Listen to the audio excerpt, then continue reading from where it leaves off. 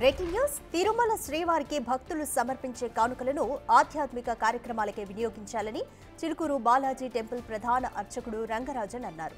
రోడ్ల నిర్మాణాలకు వాడకూడదని కోరారు. తనపై దాడి జరిగిన తర్వాత తొలిసారిగా తిరుమలకు వచ్చానని, దర్శన ఏర్పాట్లు బాగున్నాయని చెప్పారు.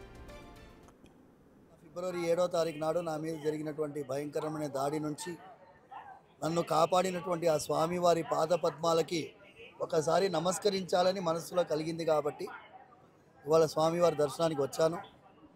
అద్భుతమైన ఆశీర్వాదం, స్వామివారి కళ్ళల్లో వాత్సల్యం కనిపించింది, స్వామివారి కళ్ళల్లో అనుగ్రహం కనిపించింది. ఇవాళ బోర్డు మీటింగ్ జరగడం కూడా ఒక యాదృచ్ఛికమైనటువంటి విషయం. నేను తిరుమల తిరుపతి దేవస్థానం ట్రస్ట్ బోర్డు మెంబర్లని, బిఆర్ నాయుడు గారి ఆధ్వర్యంలో ఉండేటటువంటి ప్రస్తుత బోర్డు వాళ్ళని అభినందిస్తూ చాలా జాగ్రత్తలు పాటించాలని ప్రార్థిస్తున్నాను.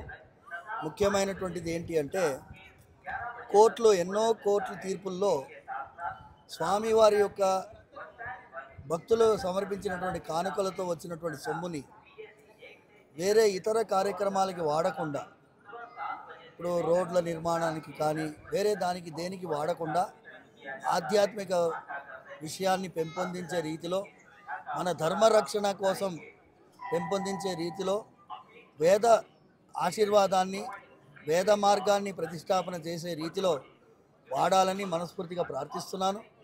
అక్కడక్కడ దేవాలయాల్లో ఉండేటటువంటి నిత్య కైంకర్యాలకి అవసరమైనటువంటి నిధులని సమకూర్చాల్సినటువంటి బాధ్యత ఆ స్వామివారి పైన ఉంది కాబట్టి ఆయన మార్గాన్ని అనుసరించేటట్టుగా ఈ బోర్డు తీర్మానాలు చేయాలని మనస్ఫూర్తిగా ప్రార్థిస్తూ, ఇంతవరకు దర్శనం సుజావుగా జరిగింది, బ్రహ్మాండమైనటువంటి ఏర్పాట్లు కనిపించాయి.